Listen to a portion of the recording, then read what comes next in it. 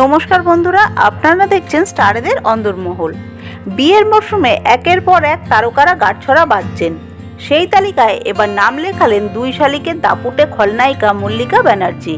জীবনে চলার পথে বারবার ঠকতে হয়েছে অভিনেত্রীকে, তবুও প্রেমে আস্থা হারাননি। খুব ছোটবেলায় ভালোবেসে একজনকে বিয়ে করেছিলেন মল্লিকা, কিন্তু তাদের মেয়ের যখন 9 বছর বয়স তখন তার স্বামী পরকীয়ায় জড়ান অন্য নারীর সাথে। এরপর ডিভোর্স এবং লম্বা স্ট্রাগলের পর দ্বিতীয়বার গাঁটছড়া বাঁধলেন অভিনেত্রী। রবিবার পার্ক স্ট্রিটের একটি রেস্তোরাঁয় আংটি বদল এবং আইনি বিয়ে সেরেছেন মল্লিকা। স্বামী রুদ্রজিৎ রায় পেশায় চিকিৎসক এবং স্বাধীন পরিচালকও। ভালোবেসে একে অপরের সাথে জীবন কাটানোর সিদ্ধান্ত নিলেন রুদ্রজিৎ মল্লিকা। দুই পরিবার ও কাছের বন্ধুদের উপস্থিতিতে 4 হাত এক হলো তাদের। খুব শীঘ্রই সামাজিক বিয়েটাও সেরে ফেলবেন। মল্লিকা নতুন জীবনের সাক্ষী থাকলেন তার মেয়েও। এখনও স্কুলের গণ্ডি পেরোয়নি অভিনেত্রীর মেয়ে।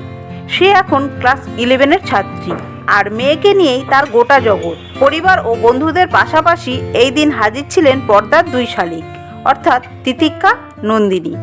দুই শালিকের পাশাপাশি বর্তমানে জলসার গীতা LLB-তেও নজর কেড়েছেন মল্লিকা। মল্লিকা বন্দ্যোপাধ্যায় এবং রুদ্রজিৎ রায়ের নতুন জীবনের জন্য রইল অনেক অনেক শুভকামনা।